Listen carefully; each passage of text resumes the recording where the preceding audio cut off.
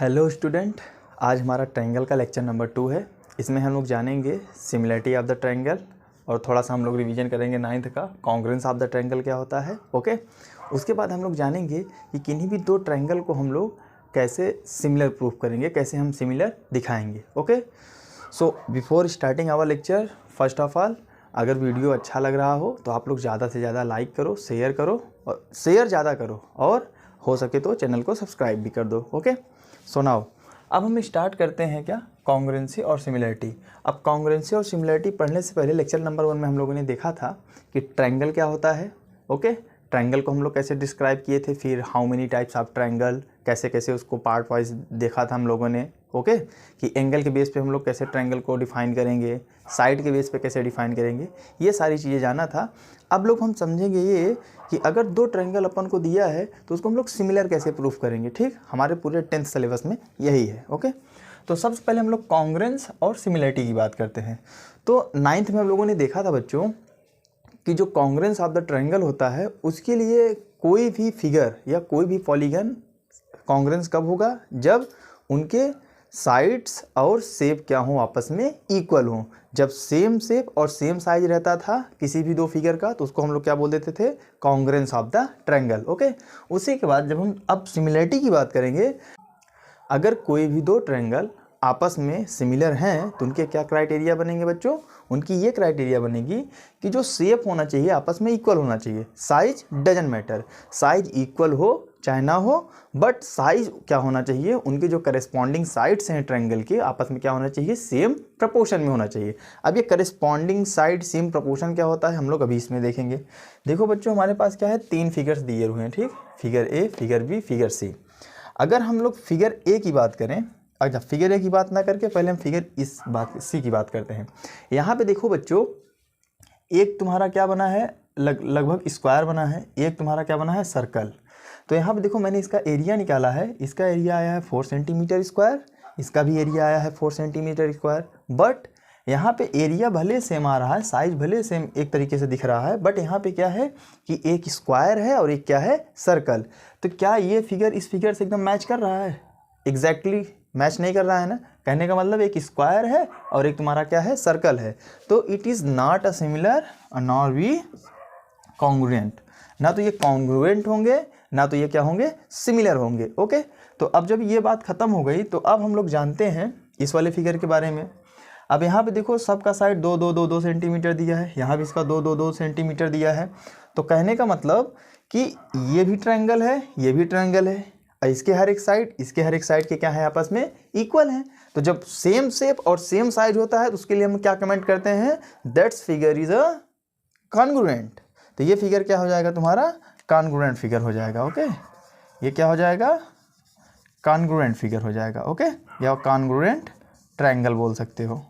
Okay, ये क्या हो जाएंगे, कॉन्ग्रुएंट ट्रायंगल हो जाएंगे। ठीक, ये तो बात हो गई इसकी।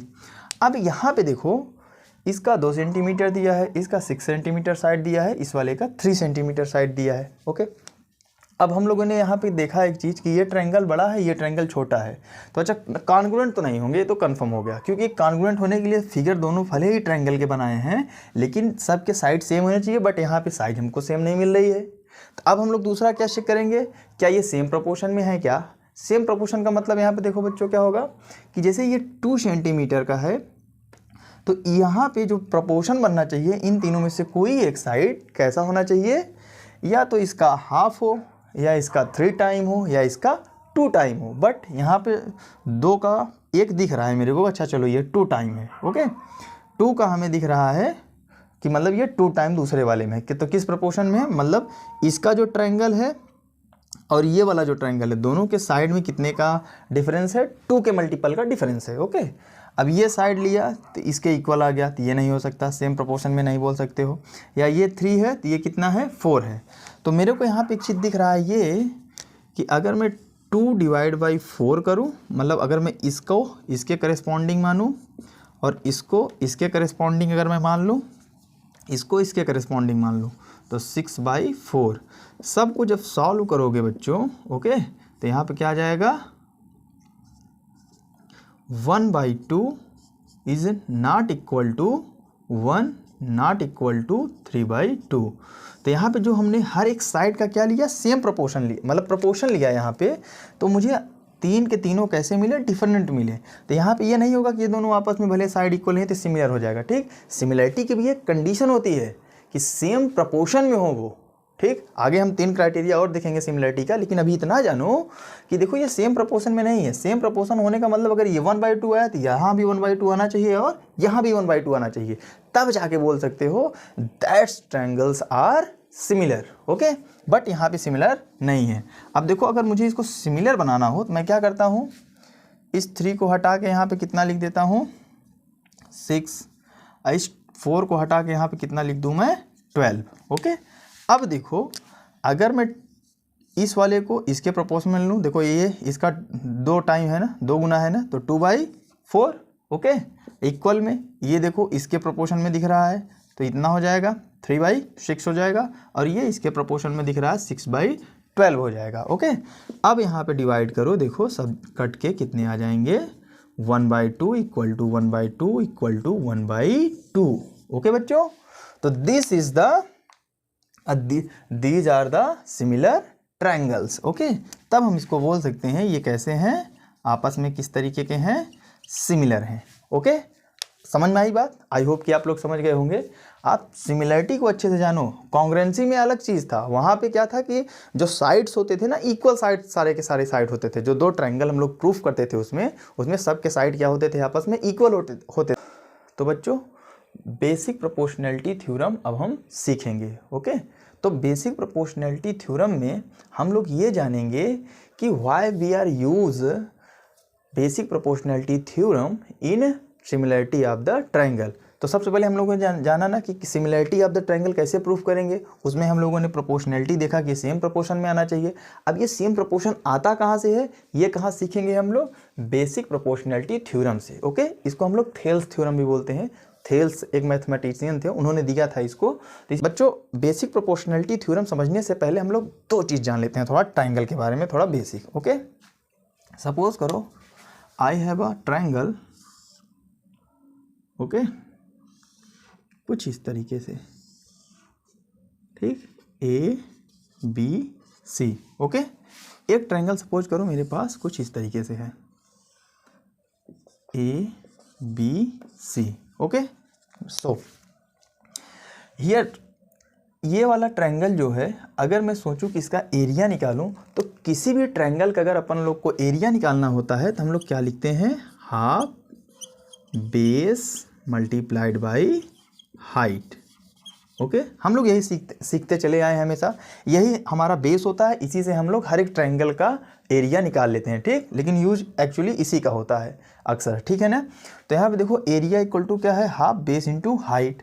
तो अगर मैं सपोज करो ये बेस ले रहा हूँ इस ट्रायंगल का, तो हाफ क्या हो जाएगा, बेस कितना हो जाएगा BC मल्टीप्लाइड बाई, अगर तुम इसके हाइट की बात करोगे तो हाइट ना तो ये है ना तो ये है, क्योंकि ये दोनों साइड इस ट्रायंगल की ना एक्चुअल हाइट नहीं बता रही हैं। एक्चुअल हाइट का मतलब कि जैसे ये पेन है ना, देखो ये क्या है, ये इसकी एक्चुअल हाइट है। लेकिन अगर मैं इसको थोड़ा सा वेंड कर दूं, इंक्लाइंड कर दूं, तो क्या ये एक्चुअल हाइट है इसका। अगर हाइट तो ऐसे देखने को मिलेगा ना अपन लोग को, ऐसे तो हाइट देखते नहीं है किसी का। अगर हाइट अपन लोग को देखना हो तो एकदम सीधा देखते हैं ना, परपेंडिकुलर टाइप में, ठीक। तो सपोज करो 2 ट्रायंगल ऐसे हैं, ये देखो, अगर मैं ये ट्रायंगल अगर ये ट्रायंगल बना लूँ, अगर तुम इस ट्रायंगल को देख रहे हो तो क्या ये ट्रायंगल एक्चुअल हाइट बता रही है। अगर मैं इसकी एक्चुअल हाइट की बात करूँगा तो ये सेंटर से यहाँ से जो लाइन रहेगी यही तो एक्चुअल हाइट बताएगी ना। कहने का मतलब कि ये मान लो कि ये ट्रायंगल का एक साइड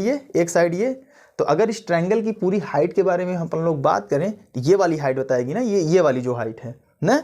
तो दैट मीन्स इस ट्रायंगल के अगर मैं हाइट की बात बोलूँगा, देखो कुछ इस तरीके से यहाँ से आएगा ना, ये परपेंडिकुलर, देखो ये, ठीक है, ये हुआ ना, ये क्या है, इसको मान लो तुम D, तो ये एक्चुअल हाइट बता रहा है ना ये। इसीलिए हम लोग हाफ बेस अगर हम ये ले रहे हैं तो हमारा परपेंडिकुलर लेंथ ये होगा, ओके।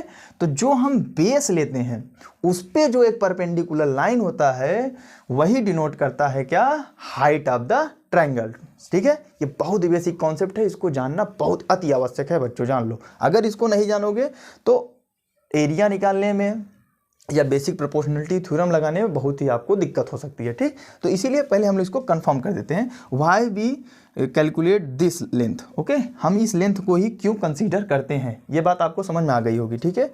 एक बार मैं आपको डेमोन्स्ट्रेशन दिखा ही देता हूँ, ठीक है ना, बिकॉज वी हैव, अब यहाँ पे ऐसे दिखेगा नहीं तो आपको दिखा देता, एक मिनट रुक जाओ।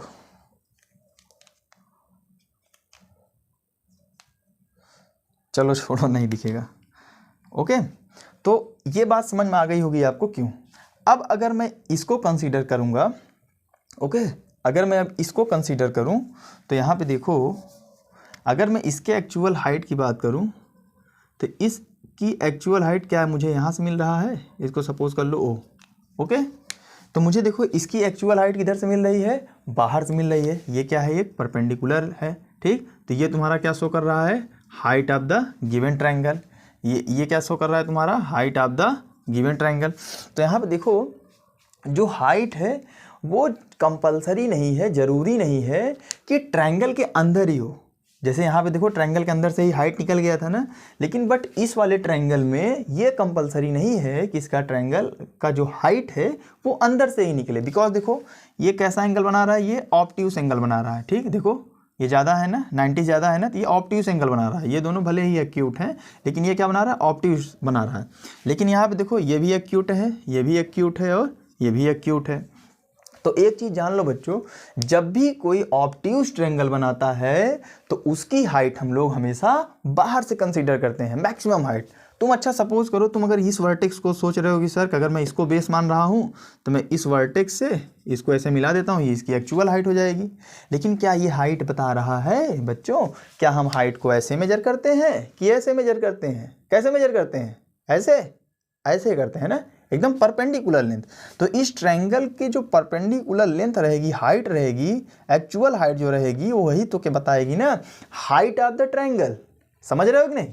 तो जब भी कोई ऑब्ट्यूस ट्रायंगल बनेगा बच्चों, जान लेना उसका हाइट कहाँ से हमको पता चलेगा, बाहर से पता चलेगा, ओके। तो ये तुम्हारी हो गई हाइट, ठीक। तो ये जरूरी नहीं है कि अंदर से बने, तो किसी भी जो बेस तुम कंसीडर करो उसके वर्टेक्स से देखो ये कुछ इस तरीके से हाइट बन रही है। तो अगर तुम इसकी बात करोगे तो इसकी हाइट क्या हो जाएगी, AD हो जाएगी। लेकिन जब इस ट्रायंगल का एरिया निकालोगे तो बेस किसको मान रहे हो, मान लो BC को बेस मान रहे हो, ओके। इसको बेस मानोगे तो इससे परपेंडिकुलर लेंथ इस बेस से कौन है बताओ, देखो ये हाइट है ना, तो मल्टीप्लाइड बाई AO, ठीक है ना।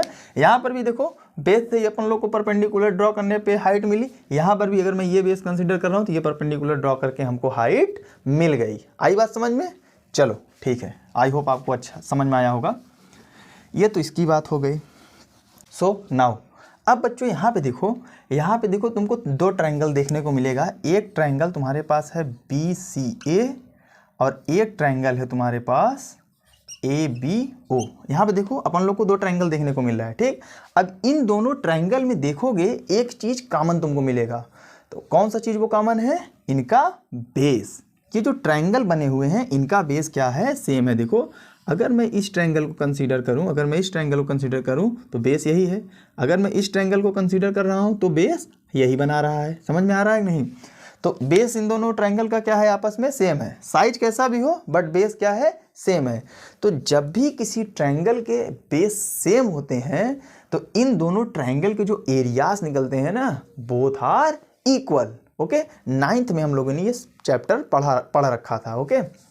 हम लोगों ने एरिया पैरेललोग्राम देखा था ना, उसमें भी इसको सीखा था अच्छे से। वहाँ पर भी जब पैरेललोग्राम के सेम बेस हो जाते थे तो एरिया आपस में इक्वल हो जाते थे ना, सेम एज इट इज़ यहाँ पर भी होने वाला है, ओके। तो जब भी किन्हीं दो ट्रायंगल के सेम बेस पे बने हुए हों तो उनके जो एरिया होंगे आपस में क्या होंगे, इससे ना जाने कितने ट्रायंगल तुम बना सकते हो। ये भी बना सकते हो, देखो ये भी एक ट्रायंगल बन रहा है, ये देखो तुम ये भी ट्रायंगल बना लो, ठीक है ना। क्या है, सेम बेस पे है ना। अब देखो यहाँ पे देखो, अब ये भले थोड़ा लंबा हो गया लेकिन इनकी चौड़ाई देखो थोड़ी सी कम हो गई, विड्थ क्या हो गई, थोड़ी सी कम हो गई।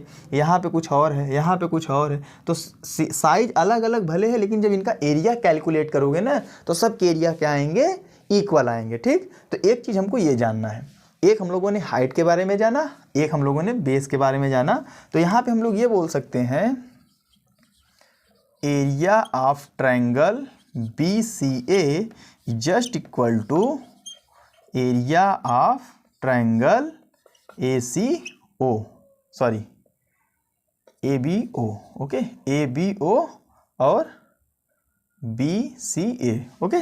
तो इन दोनों ट्रायंगल का जो एरिया होगा आपस में क्या होगा, इक्वल होगा। इतनी बात समझ में आई, अच्छे समझ में आई, ओके। अब हम लोग चलते हैं अपने थेल्स थ्योरम पे। अगर DE पैरेलल टू क्या है, BC है, तो हम बोल सकते हैं कि ये जो साइड्स हैं ना, ये साइड में जो ये कटिंग पॉइंट बने हैं D और E, ये जो कटिंग पॉइंट हैं, ये इनको सेम रेशियो में, सेम प्रपोर्शन में डिवाइड करेगा। जरूरी नहीं है कि मिड पॉइंट जाए तो इसको आधा आधा या बराबर बराबर भागों में डिवाइड करेगा, बट यहाँ पे एक चीज़ ये श्योरिटी है कि तुम चाहे जहाँ से एक पैरेलल ले लो, चाहे जहाँ से एक पैरेलल ले लोगे, वो हमेशा इन दोनों साइड को सेम प्रपोर्शन में डिवाइड करेगा। सेम प्रोपोर्शन का मतलब अगर मैं इधर ये AD ले रहा हूँ, ओके, AD अपॉन DB ले रहा हूँ, AD अपॉन DB, तो ये जस्ट इक्वल टू क्या हो जाएगा, जैसे इधर का ऊपर से लिया था तो पहले इधर का भी ऊपर से लेंगे, तो AE अपॉन क्या हो जाएगा, EC हो जाएगा। ओके बच्चों, आई बात समझ में। AD upon BD equal to क्या हो जाएगा, AE अपॉन EC। क्वेश्चंस करेंगे तो उसमें हम लोग देखेंगे, ठीक है ना।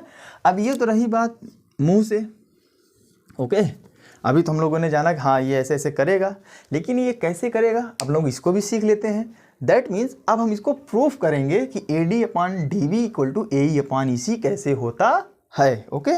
तो अब हम अपने प्रूफ पे जाते हैं। अब हम इसको क्या करेंगे, प्रूफ करेंगे, ओके। चलो अब यहाँ पे देखते हैं। अब यहाँ पे देखो बच्चों कि अब हमको कुछ कंस्ट्रक्शन करना पड़ेगा, ठीक। पहले हम यहाँ पे कुछ कंस्ट्रक्शन करते हैं। चलो नाउ अब हम लोग डिस्क्राइब करेंगे कि ये होता क्या है, ठीक है ना। अब यहाँ पे देखो, अगर मैं ट्रायंगल ADE की बात करूँ, ठीक। देखो कोई भी चीज़ प्रूफ करने के कई सारे मेथड्स होते हैं, ओके। तो मैं यहाँ पे एरिया का कॉन्सेप्ट लेके तुमको प्रूफ करके दिखाऊंगा कि AD upon DB equal to AE upon EC कैसे होता है, ओके। मैं तुमको यही दिखाऊंगा, टेंशन मत लेना। और भी तरीके से होते हैं, इसको प्रूफ कर सकते हो थेल्स थ्योरम को। अगर ये अच्छा लगे तो कमेंट करोगे तो मैं दूसरा भी बता दूंगा, बिकॉज अभी रिवीजन चल रहा है तो थोड़ा जल्दी हमको करना पड़ेगा।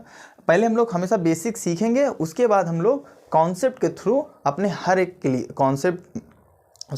हम लोग क्वेश्चन के थ्रू अपने हर एक कॉन्सेप्ट को क्लियर करेंगे, ओके, डोंट वरी। तो यहाँ पे हम ये प्रूफ करने वाले हैं, तो मैं एरिया को लेके, मतलब ट्रायंगल की एरिया प्रॉपर्टी को लेके मैं इसको प्रूफ करने वाला हूँ। तो देखो कैसे करूँगा। अगर मैं ट्रायंगल ADE की बात बोलूँ ना, तो हमेशा बस इसी के बारे में सोचो और किसी को मत सोचो, ठीक। इसी के बारे में सोचो और कुछ मत सोचो, ठीक। अगर मैं ट्रायंगल ADE ले लूँ और मैं इसका एरिया निकालूँ, अगर एरिया मैं A1 इसका मान लेता हूँ, ठीक। ट्रायंगल ADE का एरिया मैं A1 मान लेता हूँ। तो हम लोग पढ़े क्या है, half base multiplied by height, okay. तो A1 बराबर क्या हो जाएगा, जरा बताओ बच्चों। तो यहाँ पे क्या हो जाएगा, A1 बराबर बताओ हाफ, ठीक। अब मैं बेस AD ले रहा हूँ, ओके। बेस में क्या ले रहा हूँ, AD ले रहा हूँ। तो बेस अगर मैं AD लूँगा तो मल्टीप्लाइड बाई हाइट क्या हो जाएगी बच्चों, ये जो AD बेस है इससे जो परपेंडिकुलर ड्रॉ होगा वही बताएगा हाइट ऑफ द ट्रायंगल। आई बात समझ में। तो इस पे देखो, मैं इसकी हमको ज़रूरत क्यों पड़ी, समझ में आई ना। मैं ये वाला कंस्ट्रक्शन क्यों किया, आई बात समझ में। तो यहाँ पे जो हाइट होगा वो क्या हो जाएगा, EG। हाइट क्या हो जाएगा यहाँ पे, EG, equation number first, okay. अब इसकी बात हो गई।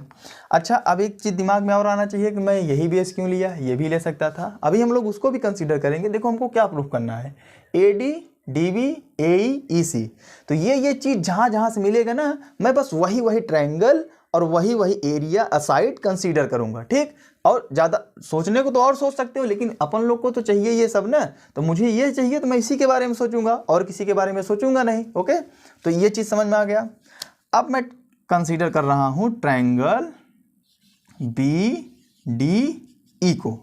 अब देखो ट्रायंगल BDE देखो बच्चों, BDE ये ट्रायंगल देखो, ये ट्रायंगल बन रहा है ना, ये ट्रायंगल बन रहा है ना। अगर मैं इस ट्रायंगल का एरिया अगर मैं निकालना चाहूँ, ठीक है ना, अगर मैं एरिया निकालना चाहूँ और इसके एरिया को मैं A2 से रिप्रेजेंट कर दे रहा हूँ, ठीक है। इस एरिया को मैं किससे रिप्रेजेंट कर दे रहा हूँ, A2 2 से। ओके, अब मैं जब इसको A2 से रिप्रेजेंट किया तो अब यहाँ पे आती है बात हाफ मल्टीप्लाइड बाई, अब मैं बेस ये कंसीडर कर रहा हूँ, ठीक है ना, ये वाला बेस कंसीडर कर रहा हूँ। अगर मैं इस बेस को कंसीडर करूँगा तो ये क्या हो जाएगा, BD मल्टीप्लाइड बाई। अब इसकी हाइट की बात आती है, ठीक है ना। तो अब देखो ये यहाँ पे देखो, यहाँ पे जरा अगर ये देखो तो क्या ये ऑब्ट्यूज बना रहा है, पक्का बना रहा है ना। अगर ऑब्ट्यूज एंगल अगर किसी ट्रायंगल में बन रहा है तो कहने का मतलब उसका जो हाइट होगा तुमको कहाँ मिलेगा, हमेशा ट्रायंगल के बाहर मिलेगा। अभी हम लोगों ने सीखा था। ओके, अब ये जो ट्रायंगल के बाहर निकलेगा और बेस मैं यही माना हूँ। ओके, बेस मैं यही माना हूँ। अब जब मैं बेस ये माना हूँ तो मेरे पास 2 रास्ते हैं। अब हम लोग जब अभी निकाले थे तो कैसे निकाले थे, जिस बेस को मैंने कंसीडर किया था उसको थोड़ा सा आगे बढ़ा दिया था। तो आगे बढ़ाने के लिए यहाँ पे हमारे पास 2 चीज़ें हैं, या तो मैं इस चीज़ को आगे बढ़ाऊँ या फिर इसी बेस को मैं थोड़ा सा आगे बढ़ा के परपेंडिकुलर किसी भी वर्टेक्स से ड्रॉ कर दूं। बट जैसे ही मैंने इस लेंथ को आगे बढ़ाया, यहाँ पे ट्रायंगल का, इस वाले ट्रायंगल का मुझे और कोई वर्टेक्स तो दिखा नहीं जो मैं परपेंडिकुलर ड्रॉ कर दूं। आई बात समझ में ना।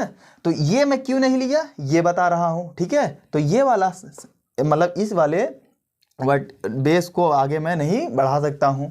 अब मैं जब जैसे ही इसको बढ़ाया आगे तो मुझे इसी ट्रायंगल का एक वर्टेक्स मेरे को दिख गया।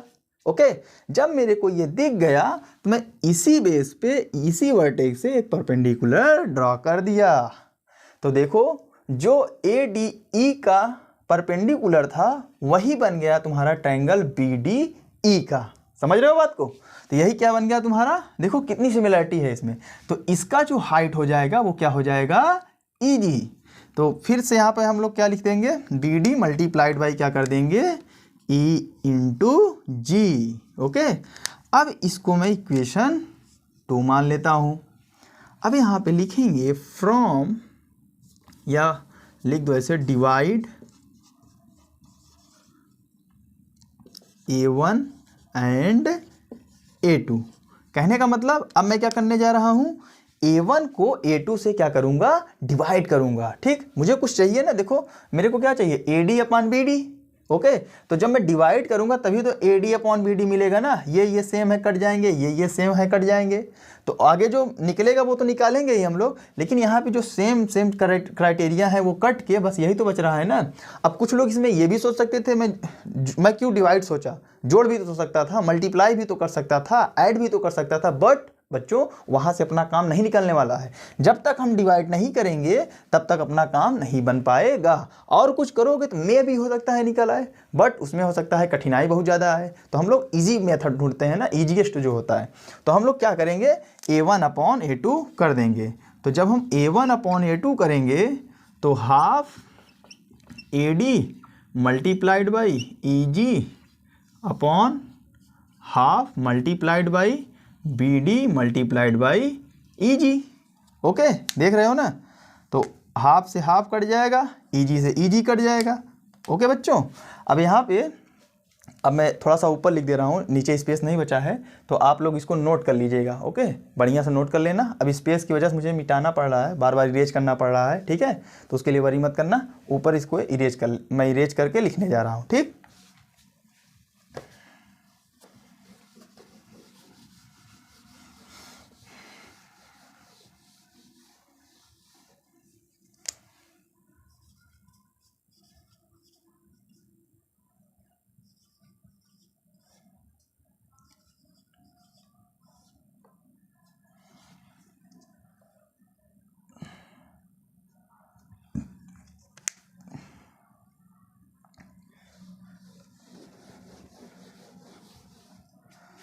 ओके बच्चों, तो हमारा A1 अपॉन A2 निकल के क्या आ गया, AD अपॉन BD। ओके, देखो एक काम अपना बन गया ना, AD अपॉन BD, इसको BD बोलो चाहे DB बोलो, बोथ आर सेम। ओके, अब हम लोग देखो ये तो बन गया। अब हम लोग उधर के ट्रायंगल को कंसीडर कुछ करते हैं, ठीक है ना। तो we again consider the triangle ADE। अब हमने क्या, फिर इसी ट्रायंगल को कंसीडर कर लिया। जब इस ट्रायंगल को फिर कंसीडर करा तो अब अपना एरिया क्या निकलेगा, A3 निकलेगा। ओके, A3 निकलेगा।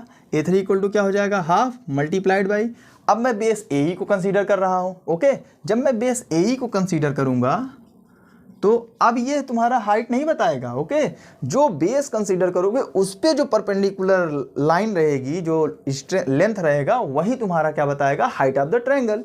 तो मैंने ए को कंसीडर किया, तो इस वर्टेक्स से मैं इस पे परपेंडिकुलर ड्रॉ किया, तो ये तुमको क्या मिल गया, हाइट मिल गया ट्रायंगल का।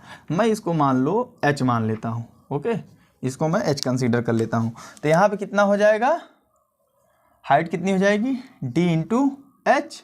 ओके, अब मैं इसको इक्वेशन ए ले लेता हूँ। अब मैं ट्रायंगल किसको कंसीडर करता हूँ, डी सी ई को कंसीडर करता हूँ। ओके, अब मैं ट्रायंगल किसको कंसीडर किया हूँ, एक बार अगेन ले लेता हूँ, ई सी डी को। अब मैं ट्रायंगल ई सी डी को कंसीडर कर लेता हूँ। ओके, अब मैं जब ट्रायंगल ई सी डी को कंसीडर करूँगा तो इसका एरिया मैं A4 ले लेता हूँ। तो A4 इक्वल टू निकालूंगा तो हाफ। अब मैं बेस EC ले रहा हूँ क्योंकि मुझे EC चाहिए, AE चाहिए था, इसलिए मैं ये बेस लिया। अब मुझे ये बेस चाहिए, तब मैं क्या ले लूँगा, EC। अब multiplied by EC multiplied by, अब इसकी हाइट क्या हो जाएगी, देखो यहाँ पर भी एक एक्यूट एंगल बन रहा है। जब एक्यूट एंगल बन रहा है मतलब ये ये एक ऑब्ट्यूज ट्रायंगल है, ठीक है ना, क्योंकि इसमें एक ऑब्ट्यूज एंगल बन रहा है। तो किसी भी ट्रायंगल में कोई भी अगर एक एंगल ऑब्ट्यूज एंगल बन रहा है तो वो कैसा ट्रायंगल कहलाता है, ऑब्ट्यूज ट्रायंगल कहलाता है। तो इसीलिए इसकी जो हाइट मिलेगी मुझको बाहर मिलेगी। फिर मेरे पास दो रास्ते, एक इधर से एक इधर से। इधर जाओगे तो और कोई साइड मिलेगा नहीं, तो ये वाला जब थोड़ा सा आगे एक्सटेंड करोगे तो इस वर्टेक्स से इसी बेस पे जो परपेंडिकुलर ड्रॉ करोगे तो तुम्हारा क्या मिल जाएगा, हाइट डी एच। तो इसकी हाइट क्या हो जाएगी, डी इंटू एच। इसको इक्वेशन नंबर बी मानो। फिर A3/A4 करो, मतलब दोनों को आपस में क्या करो, डिवाइड करो। अब मैं डाइट करके दिखा रहा हूँ। जब इन दोनों को डिवाइड करोगे तो ये पूरा कट जाएगा, ये पूरा कट जाएगा। DH से ये D है, ठीक है ना, ध्यान देना। DH से DH क्या हो जाएगा, कैंसिल आउट हो जाएगा। तो बचेगा क्या तुम्हारा, AE/EC। ओके, इसको इक्वेशन नंबर मान लो 4th। ओके, तो यहाँ पे क्या बचा, A3/A4 इक्वल टू किया तो AE/EC अपन लोग को मिला, ठीक है ना। अब देखो हमारा इंपॉर्टेंट बात आती है, हमको ये भी मिल गया है, ये भी मिल गया है। अगर ये और ये साइड हम लोग खत्म कर दें या मतलब इक्वल दिखा दें इन दोनों को, तो ये तो आपस में इक्वल हो जाएंगे ना। पक्का समझ में आ रहा है ना। कभी भी दो चीज़ आपस में इक्वल कब होंगे, जब 5 बराबर 5, 5 बराबर 4 आपस में इक्वल होगा क्या, नहीं।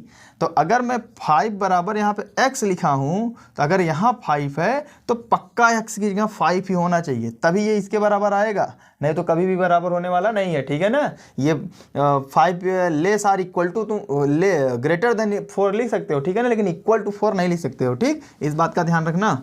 तो वही चीज़ यहाँ पर भी होगा, चूँकि ये अननोन क्वान्टिटीज़ हैं, ठीक है ना, इसके बारे में हमें कुछ पता है नहीं, लेकिन हमको एक चीज़ बेसिक कॉन्सेप्ट ये पता है कि अगर कोई चीज़ आपस में इक्वल लिखा हो, तो अगर ये इक्वल में है तो ये भी इक्वल में है। जहाँ पर भी ये लिखा होगा मैं उसकी जगह पे ये लिख सकता हूँ, इस बात का ध्यान रखना, ठीक है ना। तो अब देखो यहाँ पे, अब हमारा बात आता है जो हम लोग ने सेकंड बात किया था एरिया के बारे में। तुम यहाँ पे देखो, अगर तुम इस ट्रायंगल को देखो, ट्रायंगल ABD को, एक ट्रायंगल तुम ये देखो, देखो जो मैं डार्क कर रहा हूँ थोड़ा देख लेना, ठीक। आई होप फिगर बना ही चुके होगे आप लोग। ओके, और एक ट्रायंगल तुम ये वाला देखो,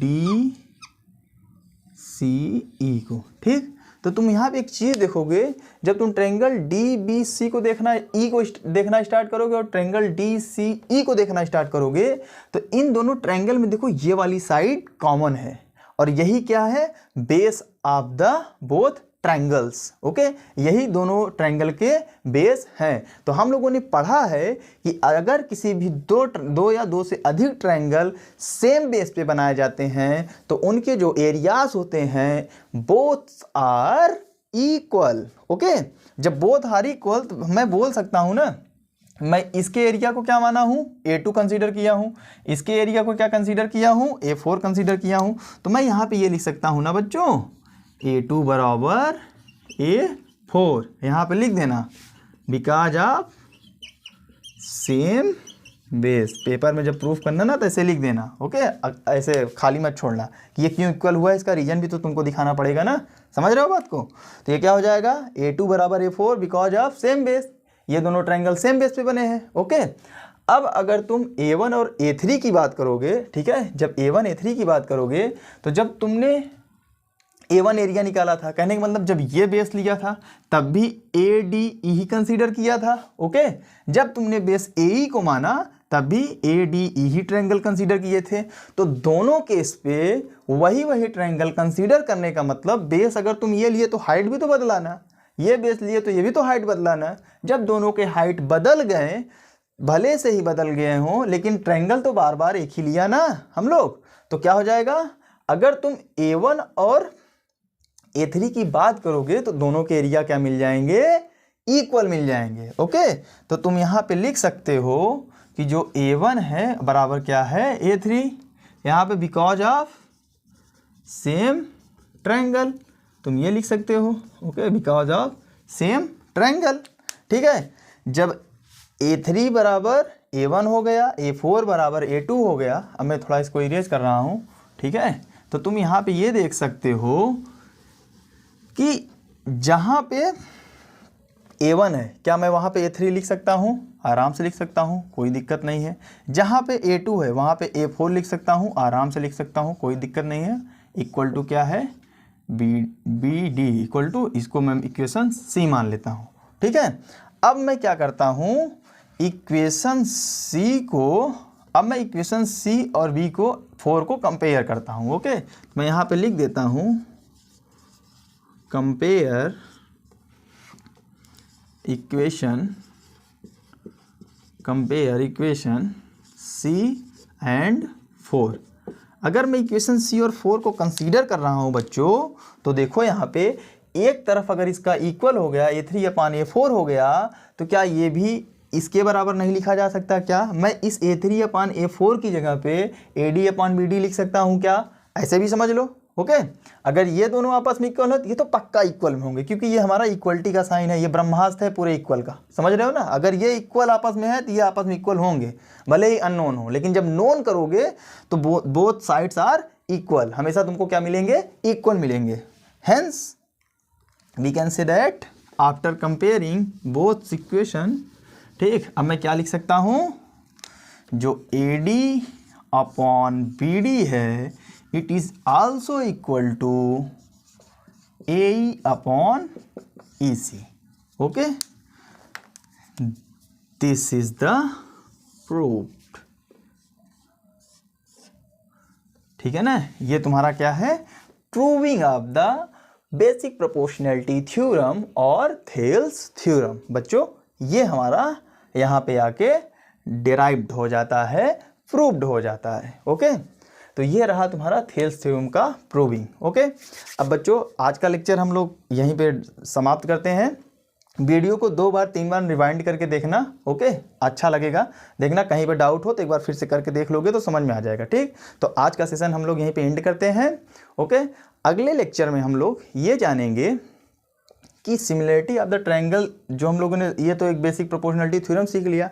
अब अगर किन्हीं दो ट्रायंगल को सिमिलर प्रूफ करना होगा तो उसके 3 क्राइटेरिया होते हैं। एक होता है साइड एंगल साइड, एक होता है साइड साइड साइड, एक होता है एंगल एंगल क्राइटेरिया, ठीक। अब यहाँ पे साइड इक्वल नहीं दिखाएंगे हम लोग, 2 साइड को आपस में क्या दिखाएंगे, 2 या 3 साइड को आपस में क्या दिखाएंगे, सेम प्रोपोर्शन में दिखाएंगे, ठीक। और करेस्पॉन्डिंग साइड्स प्रोपोर्शन में होने चाहिए और इनके जो करेस्पॉन्डिंग एंगल होंगे ना वो इक्वल में आने चाहिए, ठीक। अब ये कैसे आता है कल हम लोग इसको सीखेंगे, ठीक। एक लेक्चर हमारा अभी और रहेगा बेसिक पे, उसके बाद हम लोग क्वेश्चन के थ्रू हर एक कॉन्सेप्ट को क्लियर करेंगे, ओके। तो आई होप आपको ये सेशन अच्छा लगा होगा। अगर वीडियो अच्छा लगे तो लाइक शेयर कमेंट और ज़्यादा से ज़्यादा शेयर करो, ओके।